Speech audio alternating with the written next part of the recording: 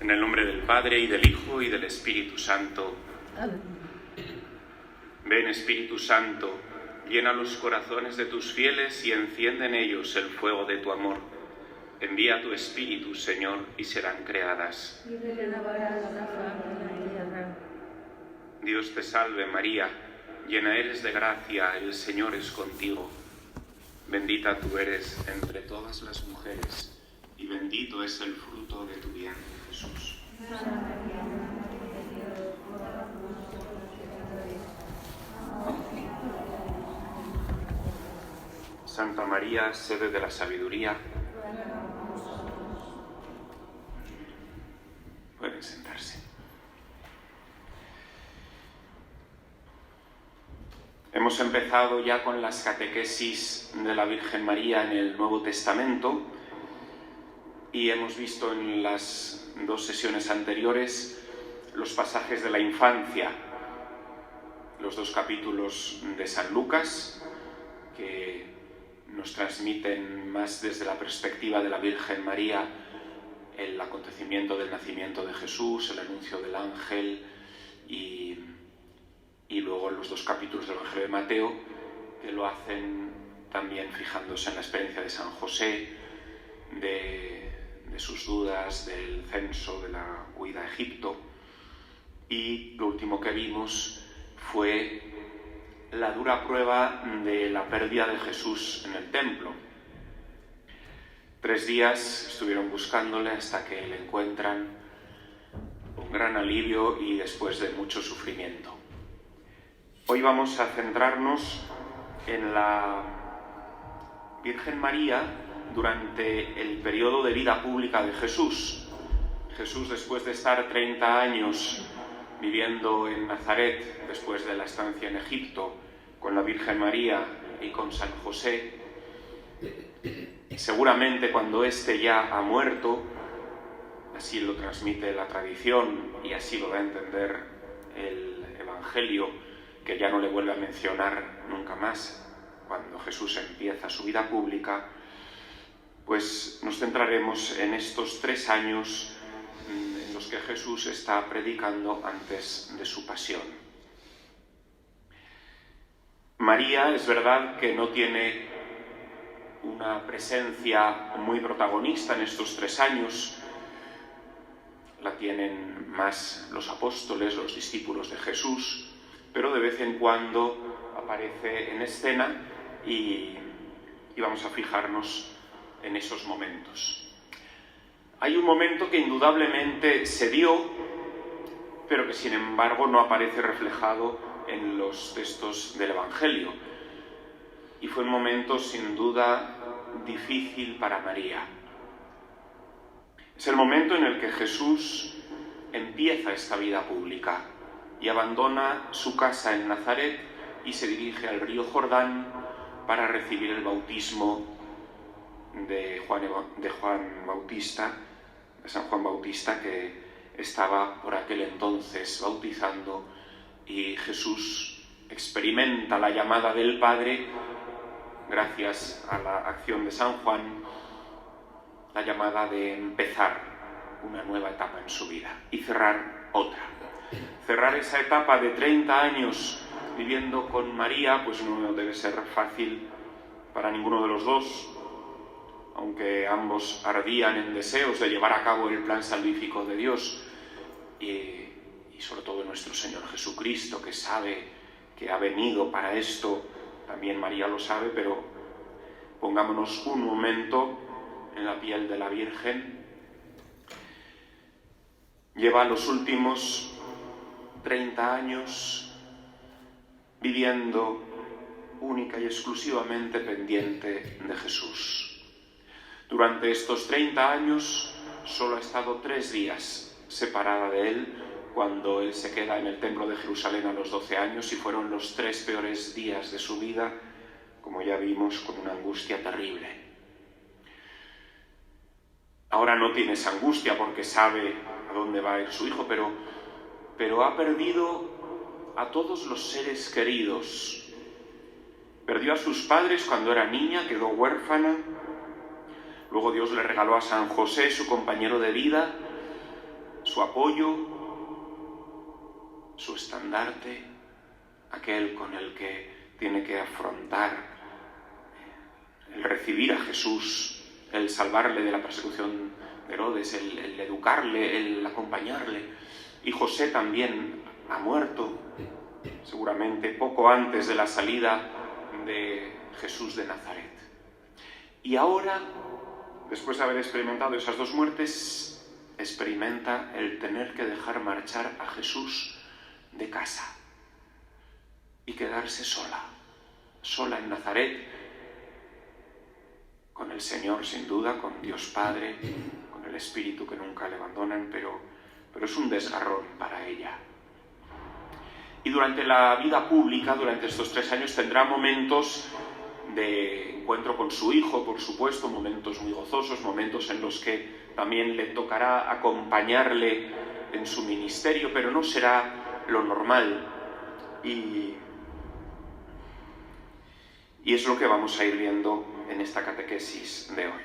En un primer momento, ya digo, lo que no se nos narra, que es la salida de Jesús de Nazaret y María, que debe quedarse sola y seguramente, pues como ahora veremos, bueno, no sé si hoy o el próximo día, con unas relaciones con la familia política no muy fáciles. Pero a eso llegaremos más adelante. Bien, Jesús empieza su vida pública en el río Jordán, se le unen sus primeros discípulos, que son discípulos de San Juan Bautista, el cual le ha reconocido por la acción del Espíritu Santo, ha indicado, he ahí al Cordero de Dios, y los primeros discípulos que le siguen son Juan, su hermano Santiago, Andrés, hermano de Pedro, que eran a su vez discípulos de San Juan. Y va con ellos a Galilea, al lago Genesaret, ahí se le unen algunos discípulos más, y no sabemos muy bien en qué momento, pero sí al principio de su vida pública, encontramos la primera escena donde aparece María unida al primer milagro, las bodas de Caná. Nos lo narra solo el Evangelio de San Juan, que como sabéis es un evangelista que selecciona unas pocas escenas de la vida pública, pero determinantes y claves para comprender el Evangelio y la persona de Jesús y de María, y luego la segunda mitad de su Evangelio está todo el dedicado a lo que es el misterio de la pasión, muerte y resurrección, que nos narra con mucho más detalle que cualquier otro evangelista. Pues bien, él nos narra esta escena que es muy importante para comprender la función de María y el ministerio de Jesús. Dice así el capítulo 2, versículo 1 de Juan. A los 3 días había una boda en Caná de Galilea. Los 3 días siempre indica algo especial en la Biblia y está ya recordando al lector los 3 días de la muerte de Jesús, porque de hecho va a haber una relación entre lo que aquí sucede y los 3 días que nos remiten al misterio pascual. Había una boda en Caná de Galilea de unos esposos cuyos nombres no conocemos, aunque alguna tradición indica que la novia es Susana, una de las que va al sepulcro el día de la resurrección, una de las mujeres discípulas que acompaña a Jesús. Y en esta boda, dice, la madre de Jesús estaba allí, estaba invitada. Y quiere decir que eran amigos de la familia, invitan también a Jesús, que debía ser conocido de la familia. Jesús y sus discípulos estaban también invitados a la boda. Como son los momentos iniciales del ministerio de la vida pública de Jesús, no debemos imaginar que están ya los 12 apóstoles, sino solo unos pocos, seguramente algunos de los que han empezado a seguirle, seguramente San Juan, quizá Andrés, quizá Pedro, Santiago. Pero no tenemos que imaginar ahí a toda la turba de discípulos, ¿no? Sino solo unos pocos que están también invitados a la boda. El hecho de que sea una boda es especial. La boda era la fiesta más importante en la vida de una persona, y ser invitado a una boda era participar de la alegría íntima de unos seres muy queridos. Y a nivel bíblico, la boda es la expresión que Jesús usa para el reino de Dios. Cuando habla del reino de Dios lo dice, es como la boda del Hijo del Rey a la que todo el mundo quiere ir, es la boda más importante en el reino de Dios y a la que todos estamos invitados para participar de ese reino de Dios. Es la celebración humana de mayor alegría, y por eso Jesús la utiliza como imagen cuando explica el reino de Dios, para que quedemos en la cuenta de que ese reino de Dios que Él trae es el culmen de la alegría y del gozo. Y en el Apocalipsis se presenta el triunfo definitivo, el reino de Dios como las bodas de el Cordero, nuestro Señor Jesucristo, con su esposa, la Iglesia, con la Jerusalén del cielo que baja para vivir esta boda eterna. Pues bien, no es una casualidad que Jesús haga su primer milagro en una boda, y tampoco es una casualidad que lo haga por la intercesión de la Virgen María. Versículo 3. Faltó el vino. Situación dramática, porque las bodas duraban muchos días, normalmente una semana en esta época. Una semana en la que estaban alojados, en los que bailaban, comían, bebían, y el vino era el signo de la alegría, el signo de la fiesta. Y no sabemos por qué. Habrían calculado mal, habría más invitados de la cuenta, no sabemos, pero se quedan sin vino. Y María se da cuenta, lo cual nos indica su actitud permanente de madre, de estar pendiente de las necesidades de todos y de buscar soluciones eficaces. Y la solución eficaz no es buscar un medio humano para solucionarlo, sino acudir a su hijo.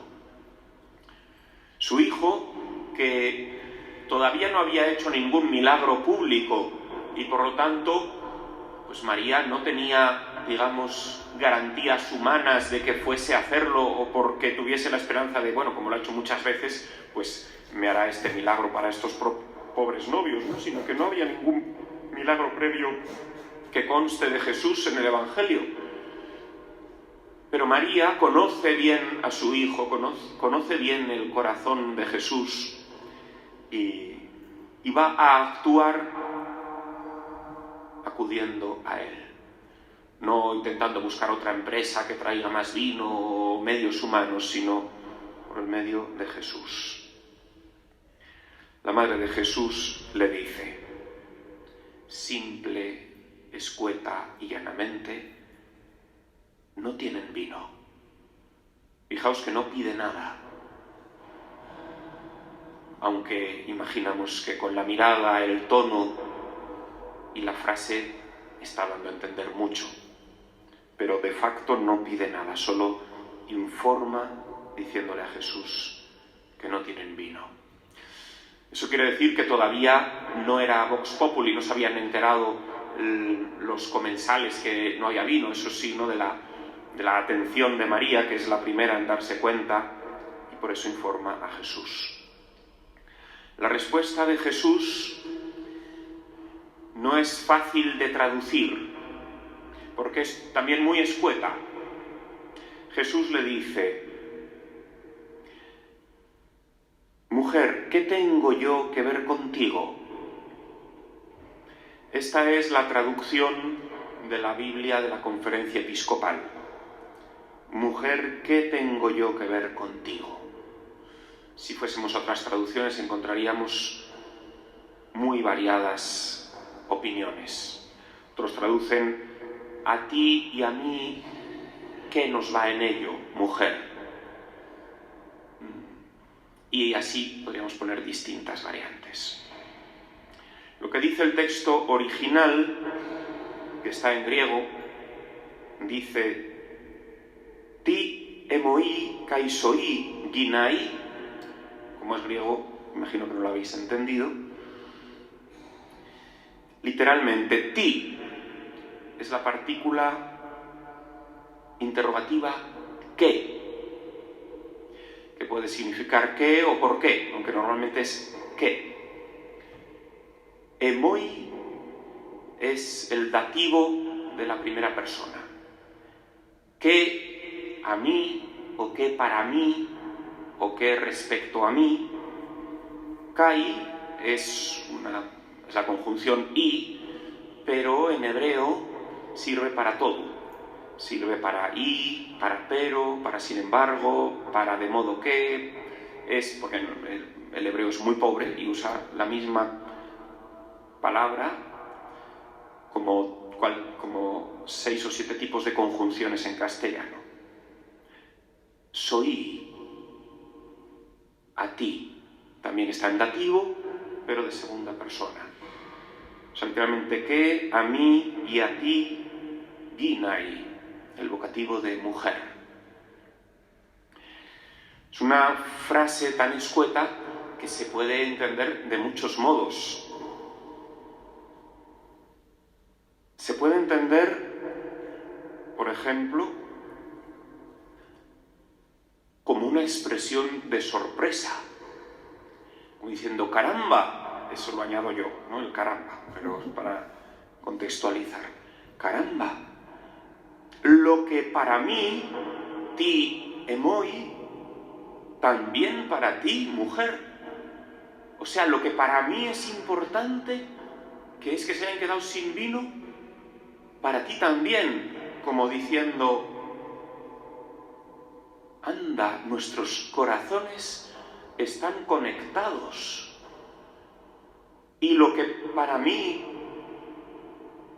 también para ti. O sea, lo que a mí me ha tocado, porque también yo me he dado cuenta que no tienen vino, también a ti te afecta, mujer. Puede ser un modo de entender.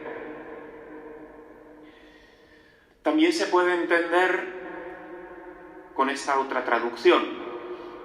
Y fijaos que no voy a seleccionar ninguna, porque todas son posibles y plausibles. Lo que para ti es importante, para mí también. Lo que para ti, también para mí.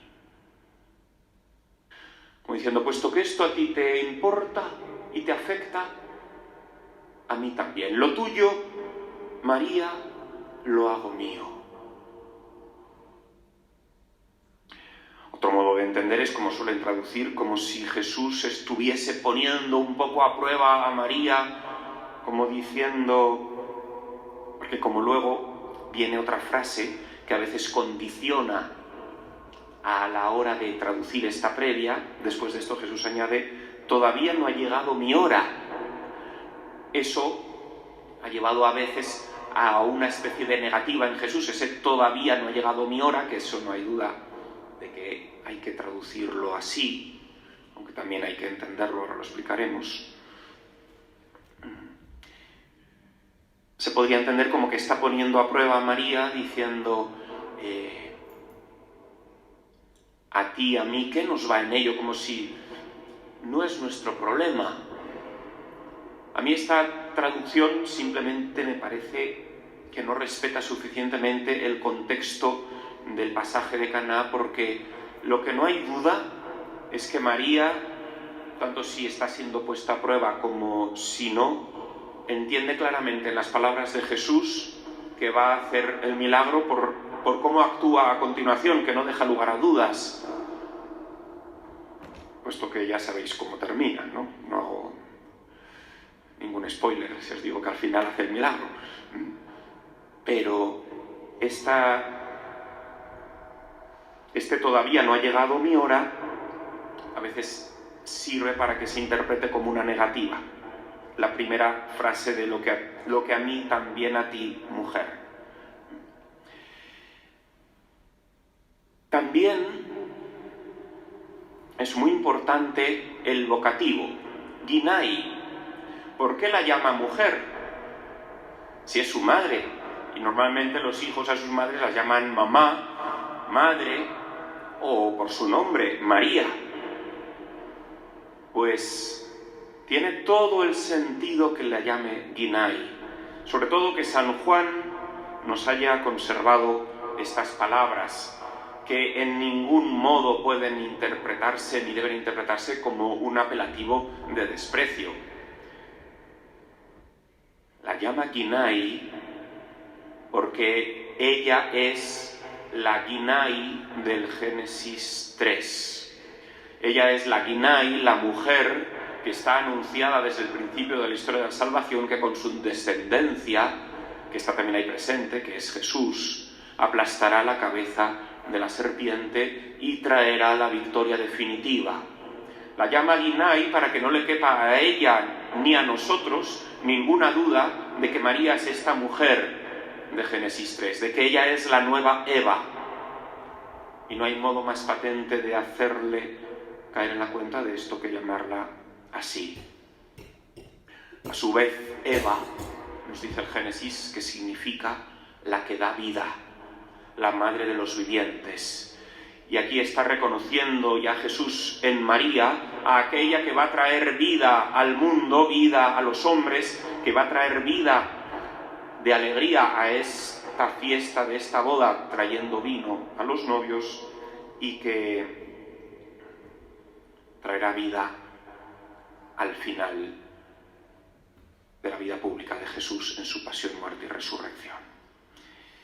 Y ahí es donde hay que entender, todavía no ha llegado mi hora. En el Evangelio de Juan se va hablando continuamente de la hora de Jesús, que va a ser su pasión, muerte y resurrección. Entonces es cuando llegue su hora, y está unido con que la llame Ginai, porque entonces es cuando María se convertirá definitivamente en la mujer que aplasta a la serpiente, en la mujer nueva Eva que da vida al mundo. Pero ya empieza aquí. Y en el fondo Jesús está todavía no ha llegado su hora, porque el verdadero vino de la salvación, que es el vino de la Eucaristía, llegará en la última cena y en la cruz, cuando se abra su costado por la lanza del soldado. Entonces habrá llegado su hora. También la pregunta de Jesús: mujer, lo que a mí, también a ti, es un modo de preguntarle: mujer, ¿estás dispuesta a ser la nueva Eva que traiga la salvación al mundo? ¿Estás dispuesta a llegar hasta el pie de la cruz cuando llegue mi hora para dar vida al mundo? Es una pregunta importante que en la respuesta de María comprobamos que es que sí. La respuesta de María es lo que veremos en la catequesis del próximo mes, que es la segunda parte de las bodas de Caná, por lo que ella va a implicar a los sirvientes para que hagan el milagro.